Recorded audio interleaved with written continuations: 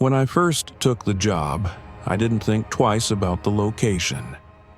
Caretaker wanted for seasonal retreat, must be comfortable in isolated environments. That's all the listing said. I'd been laid off for months, my bank account circling the drain, and the thought of escaping society for a while honestly sounded like a blessing. The man who hired me, Mr. Adler, never gave a full name. Just a gravel-voiced call and a single instruction. Be there by Sunday, before sundown. There's a list of rules in the drawer. Then he hung up.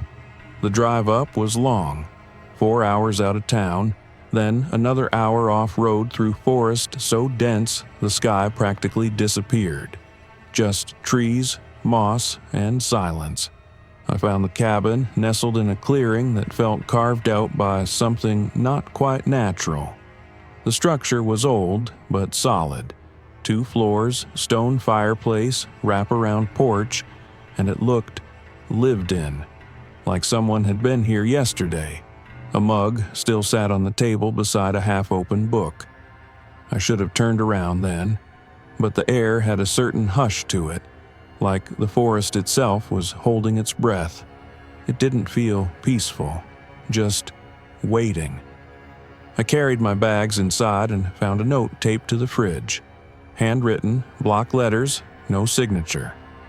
Welcome to the Watchwood Cabin. Follow these 6 rules to stay alive. Never leave the cabin after sunset, even if you hear knocking, especially if it's familiar. Do not look out the second-floor window after midnight, no matter what reflection you see. If you wake up and find yourself outside, do not go back inside until the sun rises. The forest changes after dark. Do not mark the trees. There will be howling. It is not a wolf. Do not respond. Burn the offering on the last Sunday of every month. You'll know what to burn. I read the list 3 times, trying to figure out if this was some elaborate prank. Maybe a messed up part of the job's lore. But the ink on the paper was still fresh, like it had been written today. The air in the kitchen grew heavier as I stood there. That night, I stayed locked inside, just to be safe. The woods outside grew black fast, darker than they had any right to be. No stars, no moon, just shadow pressing in like a tide.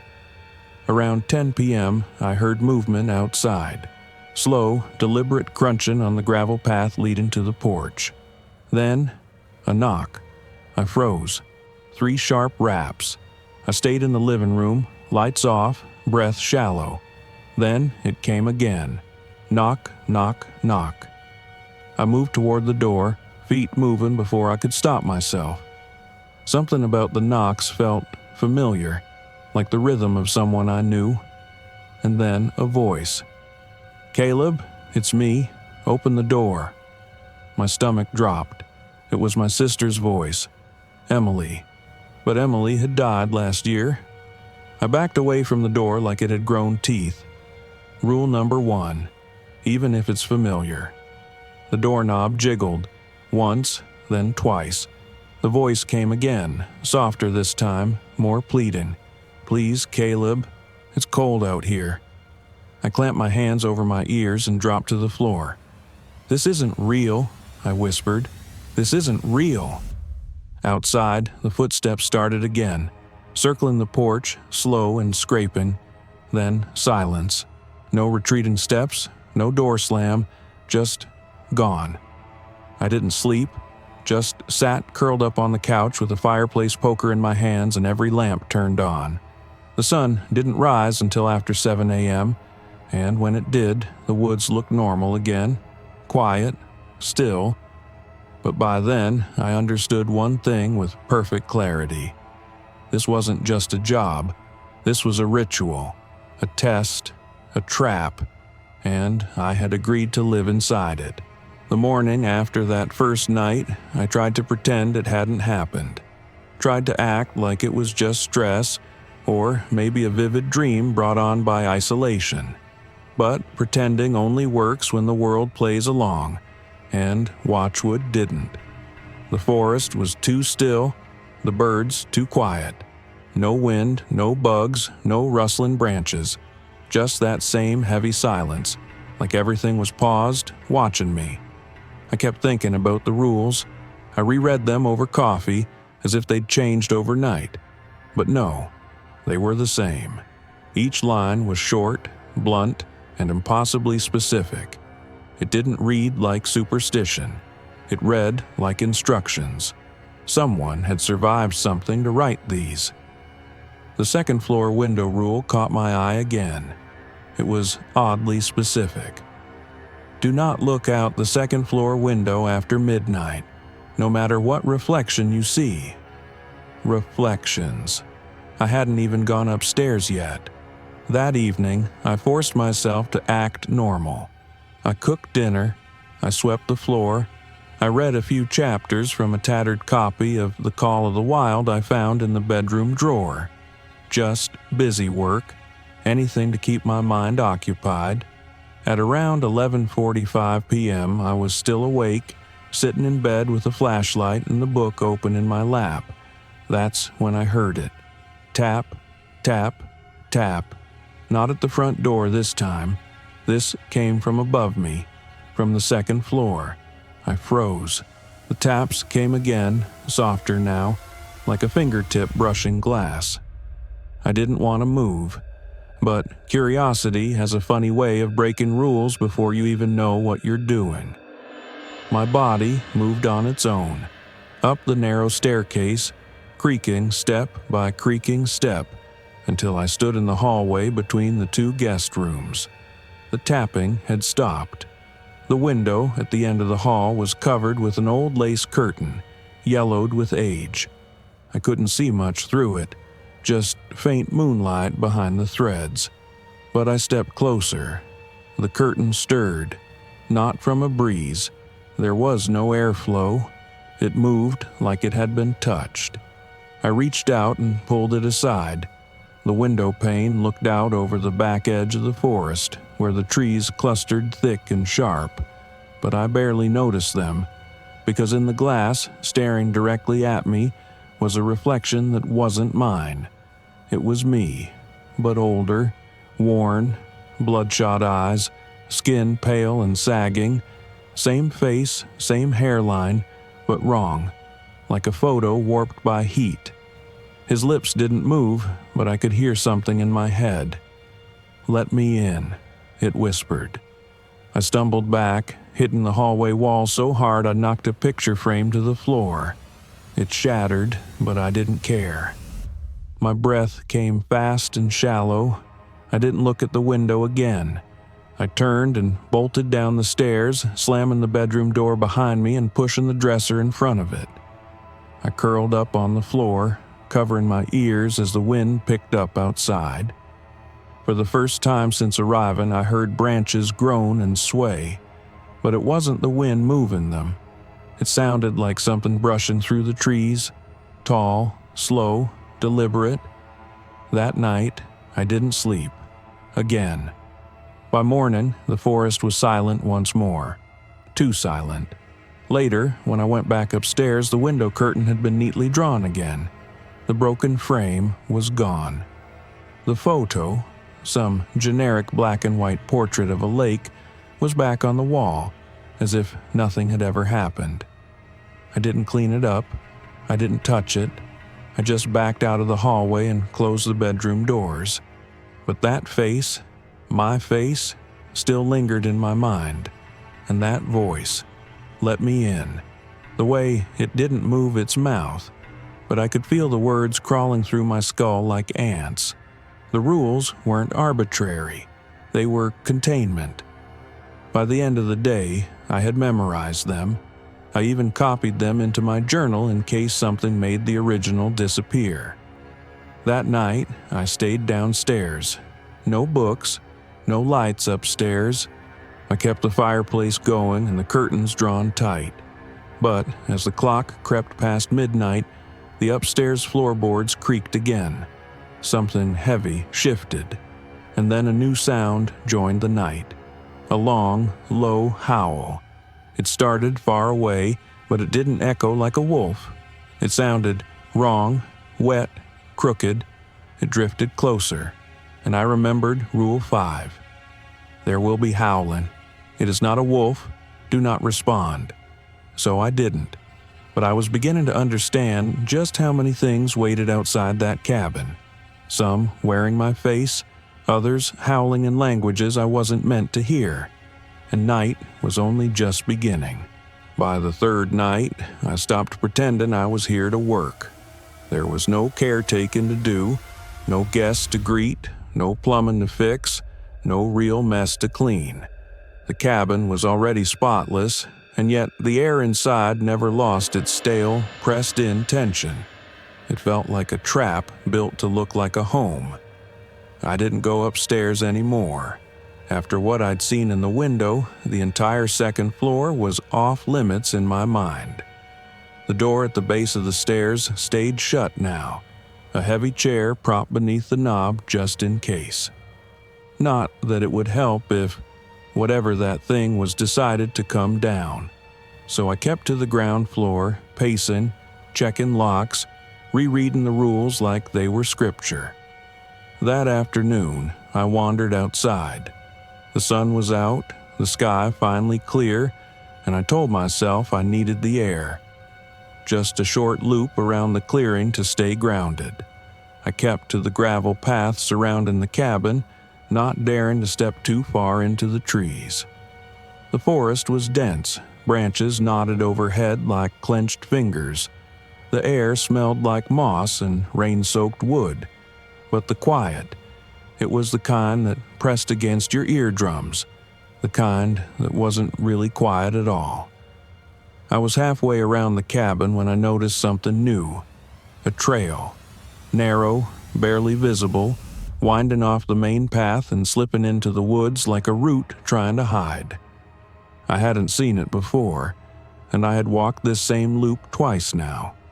There was no reason to follow it, but something about the curve of it felt deliberate, like it was waiting for me to notice. Against my better judgment, I stepped closer. The trail was lined with small stones, oddly clean despite the pine needles everywhere else. I stepped off the main path, just a few feet, just to see, and suddenly everything felt colder. As if the moment I crossed the invisible threshold, the sun dimmed behind a curtain I couldn't see. I was about to turn back when I saw it. A tree, unlike the others, thick and ancient, with bark darker than the rest, almost black. And at its base, carved into the wood, was a symbol, a spiral made of jagged lines. Someone had marked it. My heart dropped. Rule 4. The forest changes after dark. Do not mark the trees. But this wasn't night. This was daylight, and I hadn't marked it. Someone else had. Or something else. Still, I backed away, every cell in my body screaming that I'd seen too much. I turned and followed the trail back toward the cabin, but it wasn't there. The trees had shifted. The trail behind me no longer curved toward the clearing. It went deeper into the forest, and the trees looked wrong. The bark shimmered slightly like heat waves on pavement. The canopy above twisted as if breathing. I spun in circles, trying to get my bearings, but everything was unfamiliar. The trail, the trees, even the silence felt different now, like it was waiting for something. I ran. Branches clawed at my clothes, thorns snagged my jacket. And then, suddenly, I was back. The clearing, the cabin. But something had changed. The sun was still up, but the shadows around the cabin were longer than they should have been. The gravel path crunched wrong underfoot, like I was stepping on bone instead of stone. And there, on the front porch, was a small bundle, wrapped in burlap. I approached slowly. Inside the cloth was a dead rabbit, eyes gouged out, mouth stuffed with pine needles. Tied to its leg was a piece of paper. "This is your first warning." I dropped it, bile rising in my throat. That night, I didn't light a fire. I didn't move. I sat in the center of the living room, every curtain shut tight, every light off. I clutched the rules like a lifeline, the paper crumpled in my shaking hands. At 2:17 a.m., the howling returned. Closer now, lower, like it was circling the cabin. Something brushed against the porch. Slow steps, scratch of claw or bone or something worse. Then silence, until a whisper right outside the window. "Mark the trees, Caleb. Mark them." I didn't respond, but I couldn't stop shaking. This wasn't just a haunted forest. It was watching, and it was giving me choices, bad ones. By the fourth day, the woods weren't just quiet. They were dead. Not even the usual fake peace of early morning fog. No birds, no bugs, no rustle of wind. Just cold, dense air pressing down on everything like a held breath that wouldn't release. I was starting to understand that the cabin didn't sit in the forest. It was part of it. An organ inside a living body that pulsed and waited. And then the final line of the rules rang in my head. Burn the offering on the last Sunday of every month. You'll know what to burn. I checked the calendar Mr. Adler had left pinned above the fridge. A small red X had been drawn across this coming Sunday. 3 days away. I wondered what would happen if I didn't burn the offering. What the consequence was. Then I remembered the rabbit, the black bark, the whispers, the shifting trail, the figure in the second-floor window that wore my face, and I decided I didn't want to find out. That afternoon, I searched the cabin, every drawer, every shelf, every crawl space, looking for clues, looking for something that said, "Here, this is what to burn." But there was nothing. No box, no bundles, no instructions. By sunset, I gave up and sat on the back porch, watching the tree line, waiting for something, anything to appear. And that's when I saw it. Just beyond the clearing, where the mist clung low and the trees blurred together like brush strokes, there was movement. Something stepped forward, tall, wrapped in cloth. It didn't walk so much as float, gliding over the moss like fog made solid. It carried something in its arms, wrapped in white linen. It placed the bundle at the edge of the clearing, just where the cabin's porch light ended. Then it turned, without ever showing its face, and disappeared into the trees. I didn't move until full darkness fell. When I finally approached, the bundle was still there, tied with coarse rope, soaked through. I don't know what I expected inside. A body, maybe. Some decayed animal or warning gift. But it was nothing I could have imagined. Inside the linen was a wooden mask. Carved, old, stained dark around the eyes and mouth.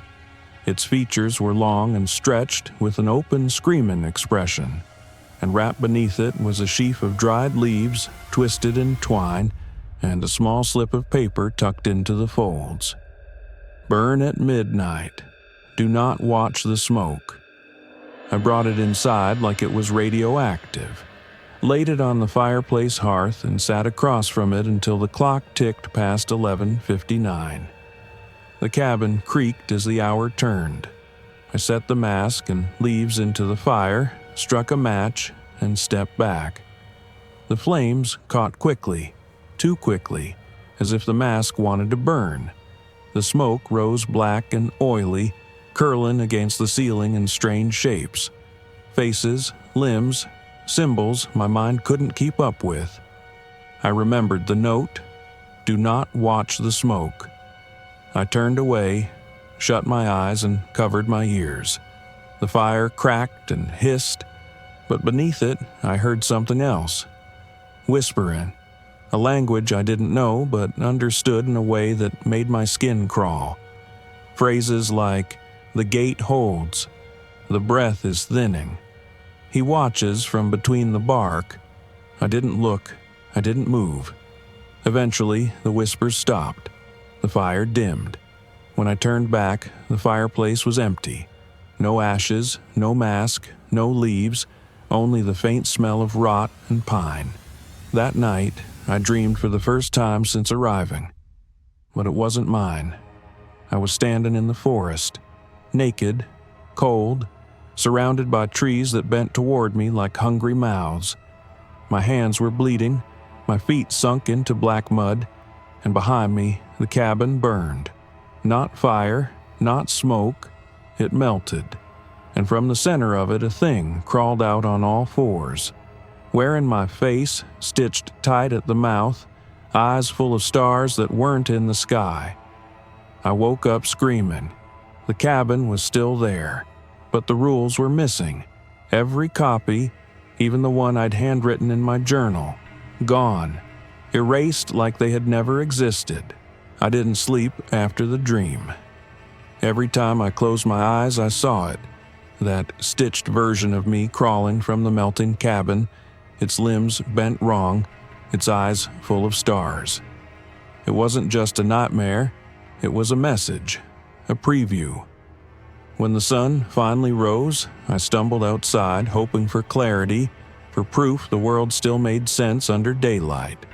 But something had changed. The forest was closer.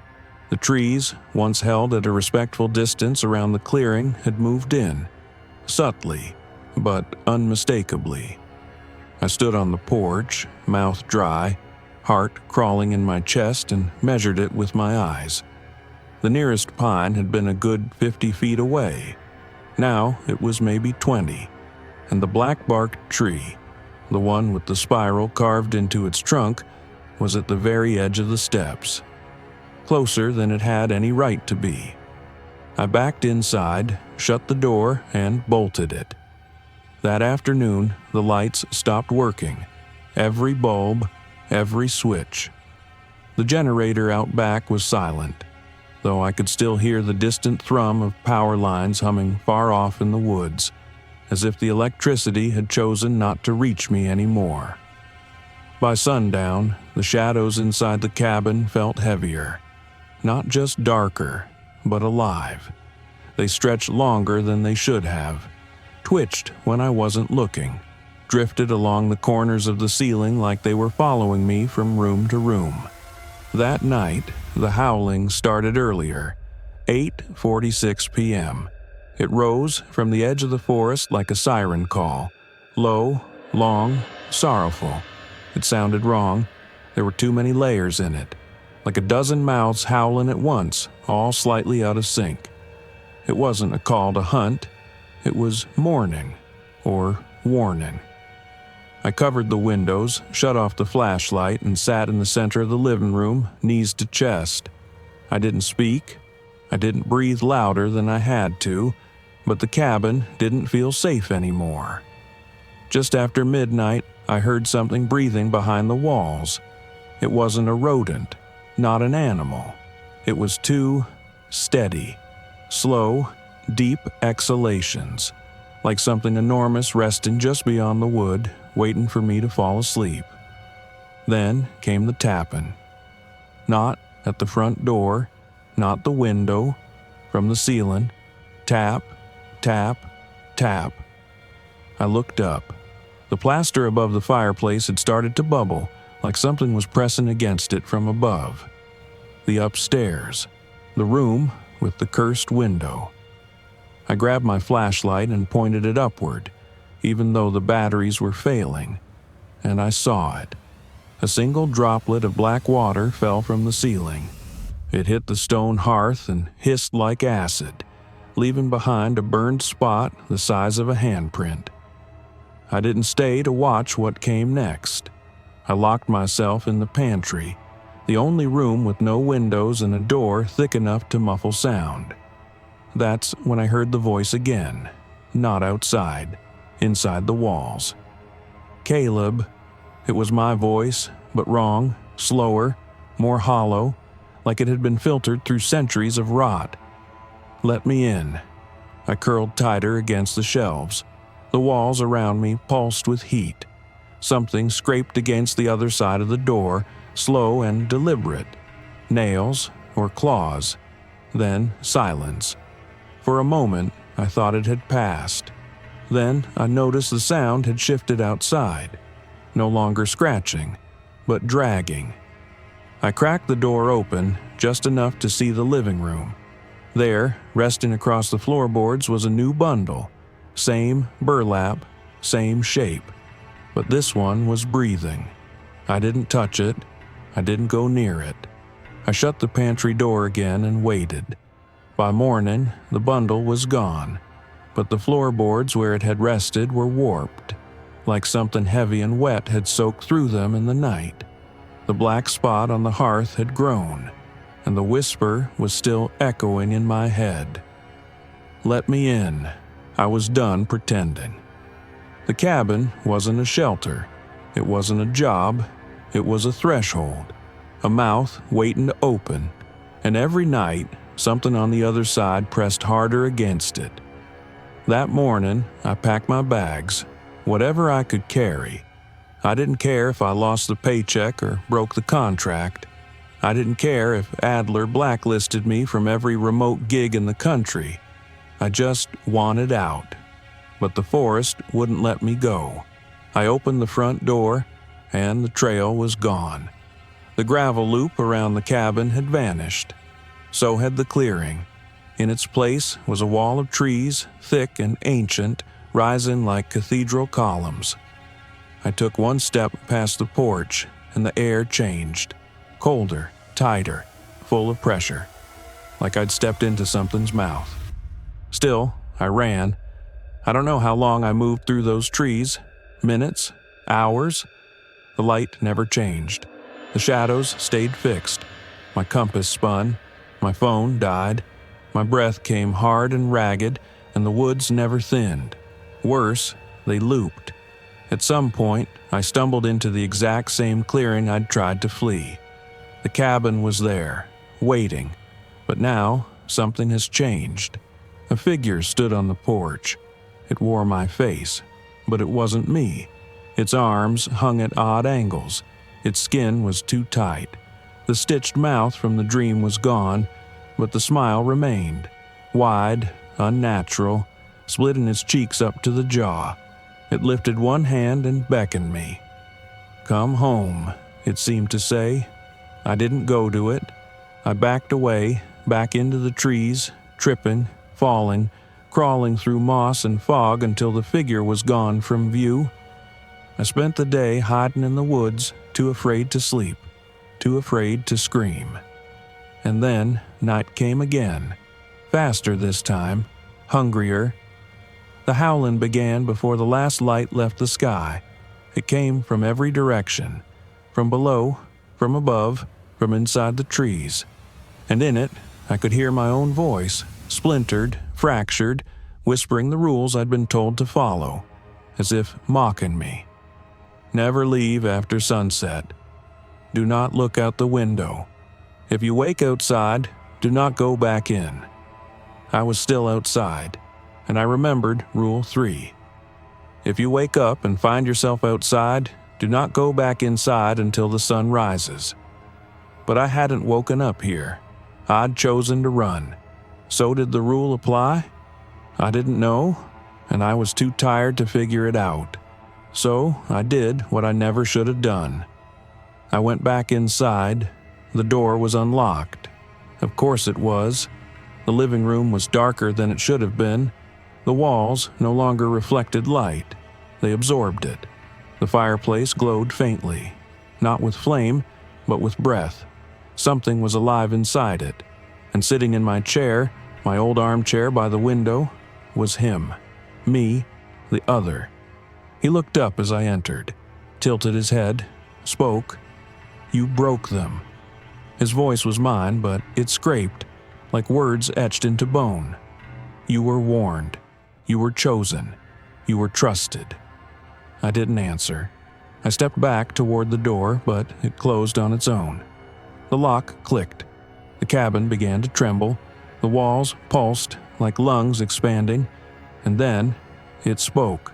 Not the other me, The cabin. It whispered from the fireplace, from the wood, from the floor beneath my feet. Let me, and the air thickened. The rules had failed, or maybe they had worked, until I broke them.